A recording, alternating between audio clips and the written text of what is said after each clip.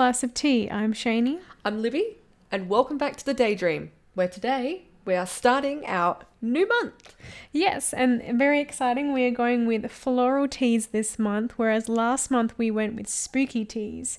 So now it's floral tea month, and our first tea is... Chamomile tea. Yes, which is this beautiful, as you said earlier, golden colour, beautiful tea. And I feel like chamomile definitely does have that very distinctive taste and smell, like it's chamomile tea. Yeah. And we haven't added any sweetener to it.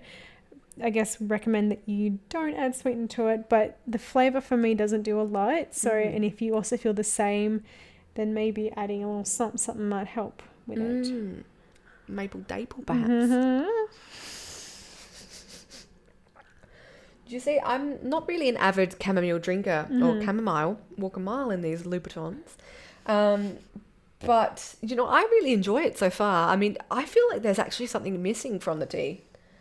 If you added licorice with that, it might be even like a better flavour combination. Oh, potentially. That's actually not a bad idea. But there are a couple of health benefits with the chamomile tea. Of course there And is. all of this is just based on websites that we have researched. So this is not what we would recommend. Well, we're not doctors, as Libby said earlier. We're not doctors. So potentially do your research, and the topics or like the little health benefits that we're about to say are purely based from the internet. But would you like to start? Yes, of course. Chamomile can help with menstrual cramps. Which is very interesting because I did not know that before. No, neither do I. But according to the research that we have done, you have to drink chamomile tea for 1 month for things to actually start moving and helping. So I suppose if it's in your system, then it would help. So if you have like severe cramps, maybe start drinking it before your next cycle, and then maybe it might help you. Ta-da! I mean, what you said earlier in a previous episode, that your mama used to give you chamomile tea before you went to bed. Yes. To help you sleep. And that's what it does also, is help you sleep and relaxes you. Like, since we have been drinking it today, I do feel a lot more mellow and a lot more chill, which is actually kind of nice. It also does help to reduce inflammation, which is interesting. So if you have any inflammation going on in your body and you want to reduce that, maybe try chamomile and see if that works. Yeah. And the other thing that it does, it also soothes stomach aches. So I suppose with that, if you're in the midst of a stomach ache, you're feeling that discomfort, maybe try chamomile, and it potentially might help you through that. Well, do you know what is funny? I had something that contained milk earlier, and I did have a bit of a stomach upset. And ever since we have been drinking a large quantity of chamomile tea, it's actually helped it a little bit. Oh, so you feel like a little bit better? Yeah. Oh, interesting. There you go. There you go. First-hand advice. Woo. Today's theme or topic that we will be talking about is travel. Yes, so specifically Libby has travelled to the UK and I have travelled to America. So we're just going to be talking a little bit about that and talking about like the cultural differences, not comparing, just our own experiences from those countries. So we can start off with the flight and how long was that for you?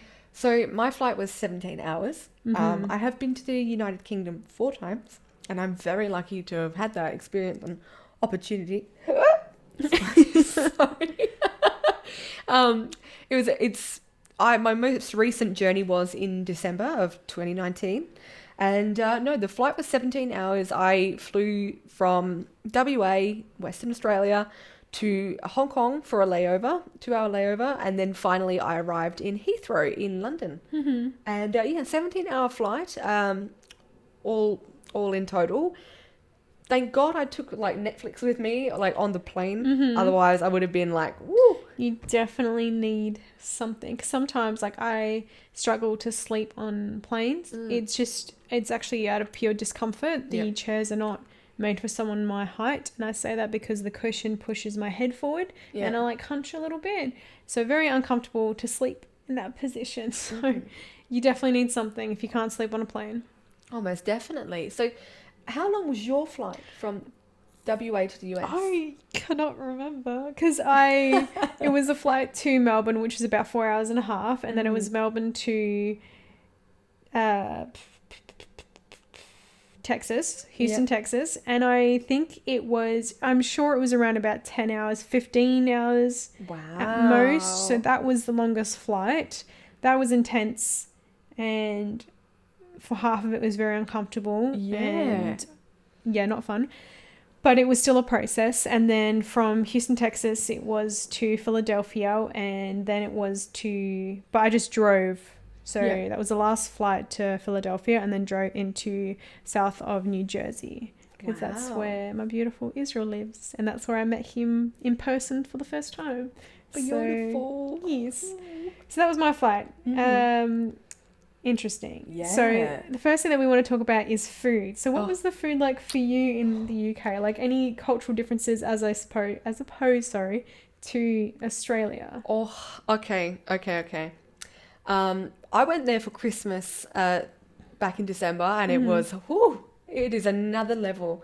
Do you know, because over here in Australia, and it was definitely a bit of a shock for me seasonally, because over here in December in Australia, we're in summer. So it gets up to like temperatures of 35 degrees plus on a good day, or even like 26 Celsius for those in the US, because you guys have Fahrenheit.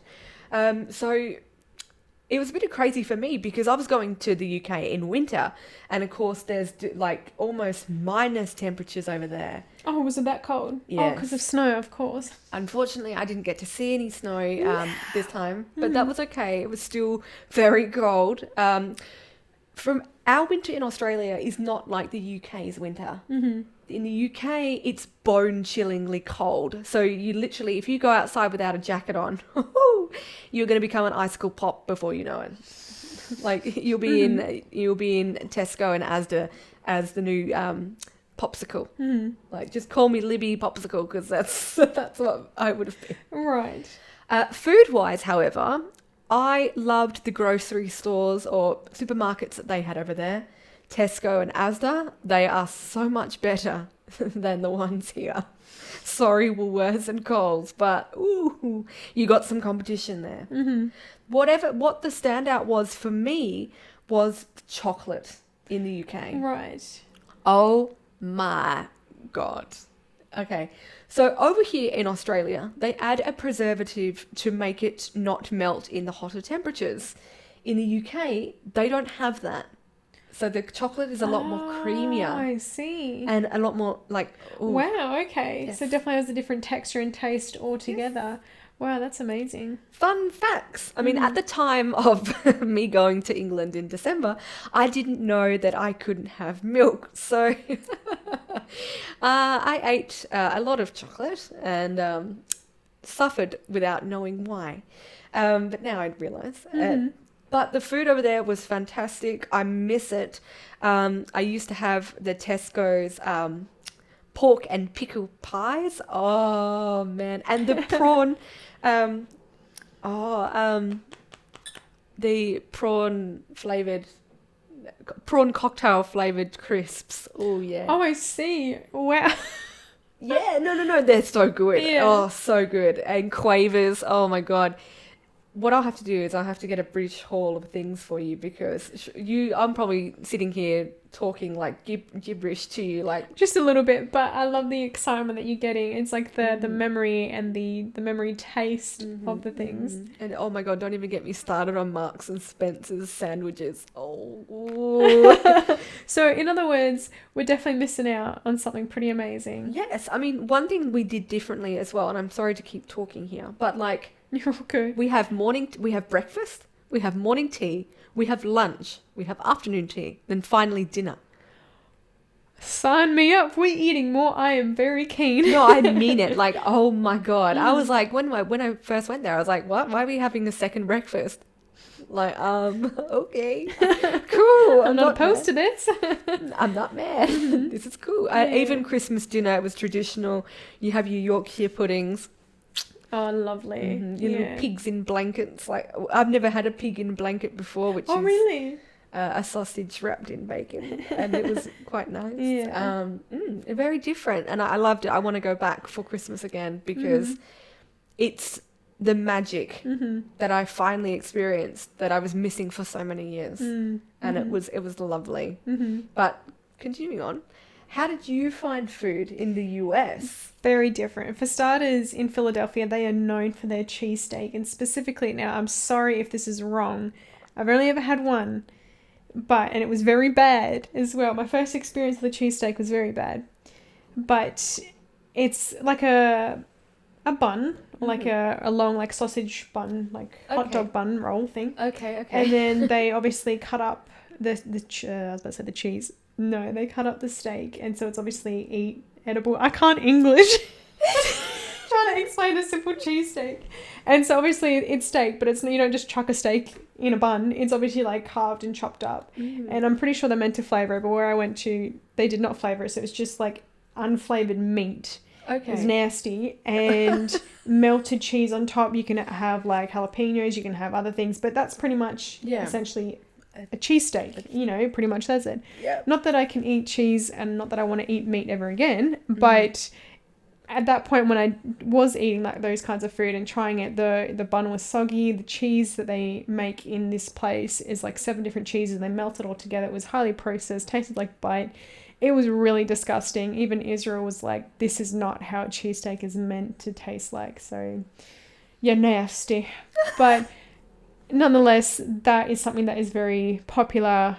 I don't know if that's where it started in Philadelphia, but because that's where I was right next to Philly. So, and then apart from that, Walmart was very interesting for its different kinds of foods, cereals, chocolate, everything. It was amazing. I literally, as soon as I came off the plane, I'm like, can we please go to Walmart?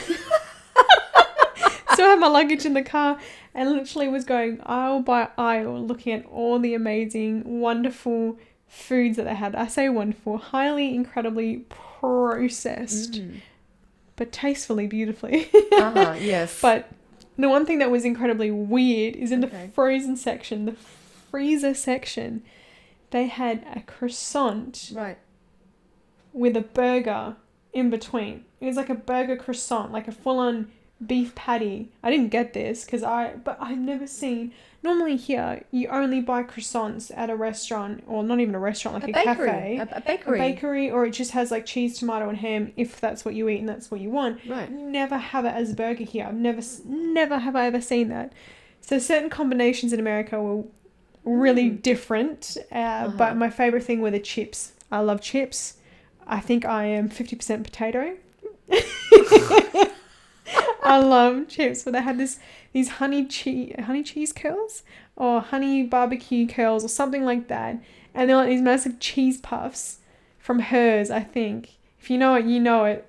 Muy bien. Not that I can eat them now, but I will never forget.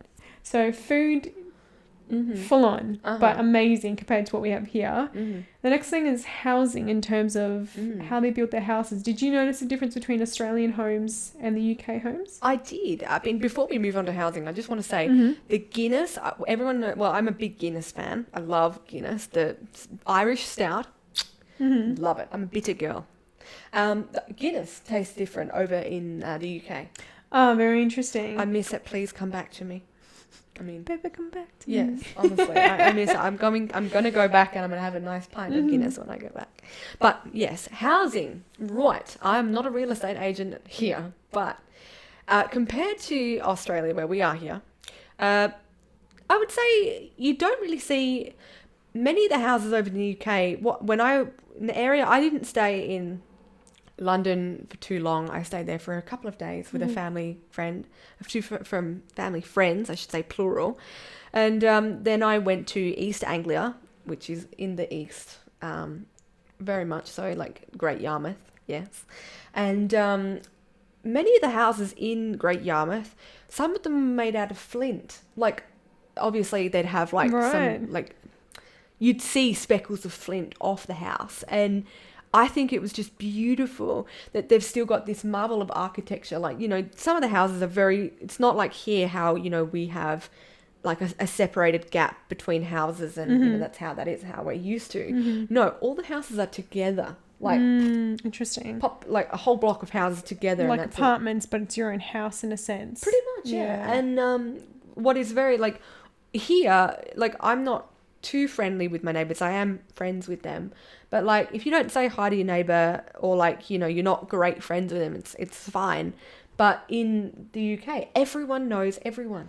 Oh, bless. I like that. I've always wanted to have that kind of little community within in the neighborhood. That's lovely. I was staying in a village in Great Yarmouth, and everyone in that village knows everyone. So, you know, you can't say, oh, that over there is John. Say hi, John. And John will say, hello.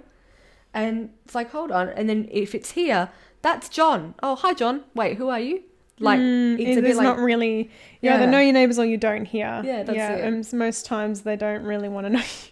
But the housing over there was beautiful. I love seeing the history over there. Right. I love seeing that flint, the like old flint on the houses, because you know there has been history there, and it's just like, because they're quite known for their masonry, aren't they? In the UK, and these beautiful stone buildings that they have created. Thank you for actually putting that into words, because I was like, flint. No, you're all good. There's like one place in particular I would love to go to because of how and who it was built by. It so much history in the UK with their beautiful buildings. And let's go. Yes, and their heritage with those buildings. Yes. We have much to go. We have much to discuss and go to when we go. For me in America, I didn't go to... I went to Philadelphia, but I didn't go to like New York. But from what I saw, most of the houses in the area that I stayed in were very similar. They had like the long wooden slats, and they're just like built up like that. Whereas here, there's actually a lot of individuality with our houses here. Very individual, and also specifically around the neighborhoods that I live, very European style homes, specifically Italian styled homes, and I think Greek and Macedonian, which is beautiful because you get a little piece of that. But so many people in Western Australia, and I'm assuming like other parts of Australia, have such a uniqueness with how they design their homes that I'll be honest, I didn't get that in America. They're all very similar. They all use like the slat woods, and there's nothing wrong with that. You love your home. Your home's your home is your home. That's right, and so it's what you make of it. But that was what was so interesting to me, is seeing how different that was for me. But the buildings in terms of shopping centres, that's the same as us. You know, they're very similar depending on who is the designer and architecture. You know, slightly differently, but nothing crazy. But the homes was what was really interesting for me in particular. You know what? I would say actually the shopping centres were a bit different. Oh, okay. From here. And I remember there was a Tesco, and I just was like a kid in a candy shop because this Tesco was the size of a Bunnings warehouse. Wow. Yeah. And I immediately was like, holy good God, this is incredible. Like, everyone was like, why are you getting so excited? I was like, because this is so big. Like, I don't know where to look. Like, like, where do we go first? Like, and everyone's like, it's just a Tesco. I was like, but it's just a Tesco. Well, we don't have that. Yeah. I love Tesco. Yeah. For them, it's what they grow up with. It's very normal. But for us, it's amazing. It's new. It's adventurous. It's things that we've never tried before. Food combinations we've never even heard of. And I love it, you know. And oh my God, don't even get me started on the fish and chips. Sorry. Reel it back. So you mentioned that it was December. So you spent Christmas. I did. In the UK. What was that like? Honestly, it compared to the Australia's with Christmas, it's hot. It's like you can't even step outside without feeling like you've opened an oven door, because you're like, and you kind of recoil. In the UK, it brought back the magic that I had not experienced before. Like, I love the magic at Christmas. You know, everyone's like, ooh, you know, like Christmas time, family and gifts, and you know, it's the beautiful time of year. But there were so many different things in the UK that was different to Australia and how they do Christmas. It was a beautiful time. It was cold, definitely cold. Yeah. But I loved it. It would definitely be a season, like you have Christmas coffees come out. I had a gingerbread latte when I was over there, and that was so different. That sounds amazing. God bless you, Starbucks. Definitely. I was a Starbucks. I did that. I was like, we should definitely make our own. That'd be really cool.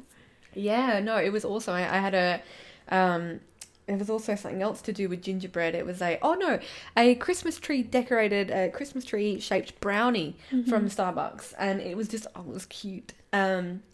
You know, everything was different over there. You know, you've got Santa Claus and things like that. Wow, it sounds like Australia does do the same traditions, but Australia doesn't even have Santa Claus. You can't travel all the way to Upside Down. No. Santa over here has 6 white boomers. Snow White boomers. Oh no! Oh my god! Learning that song in school. Yeah. Of course, disclaimer for anybody who doesn't know, 6 white boomers are apparently what helps drive Santa's sleigh over here in Australia. Oh yeah, it was his ute, which in America they call a truck. Pickup truck, yeah. Truck, yeah. Yeah. They just said truck.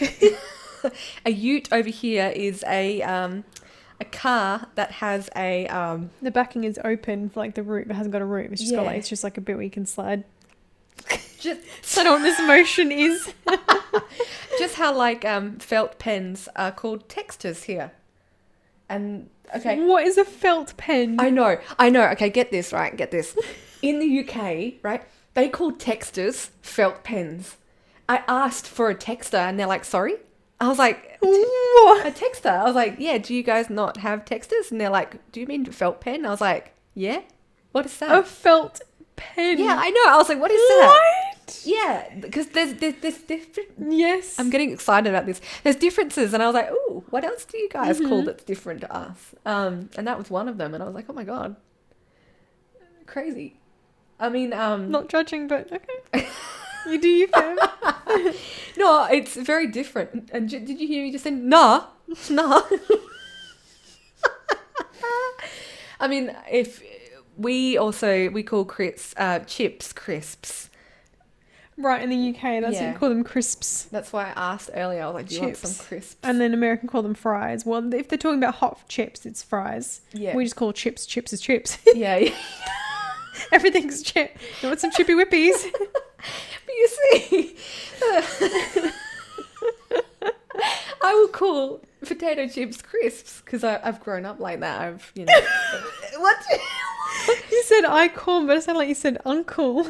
Oh, no. No, I call.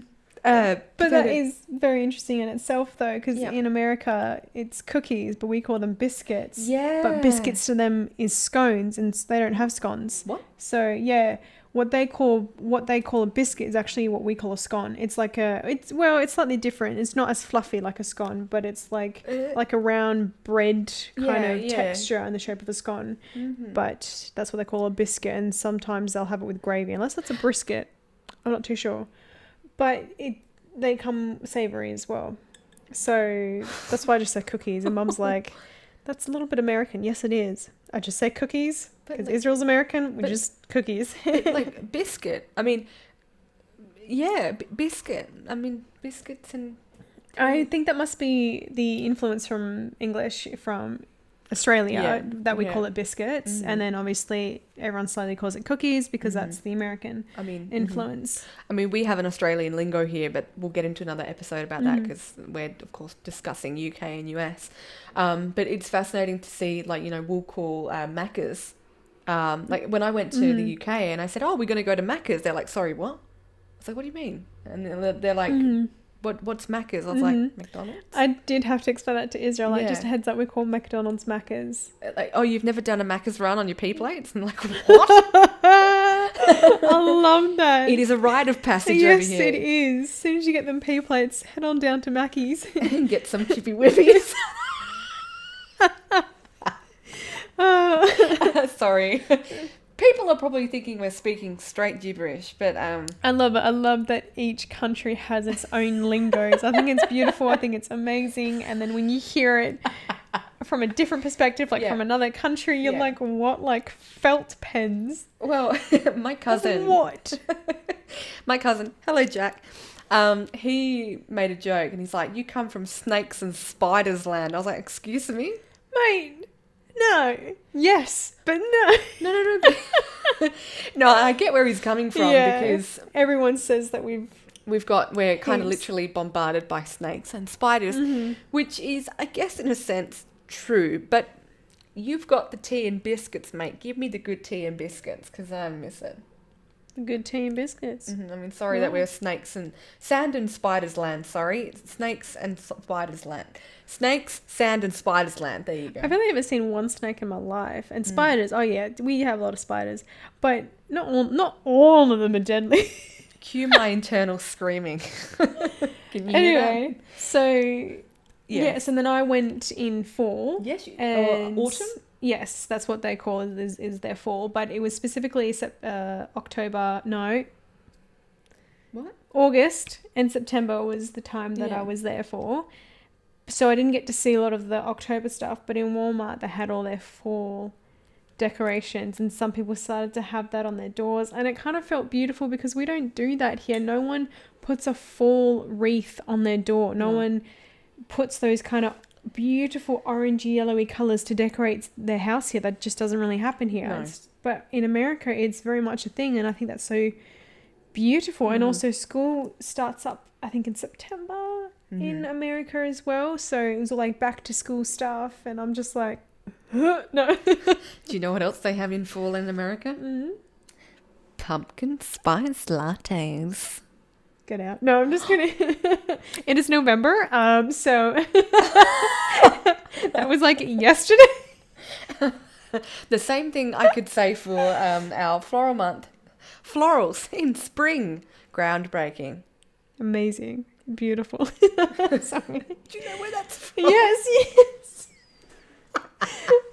I should have worn my Devil Wears Prada shirt today. Bless.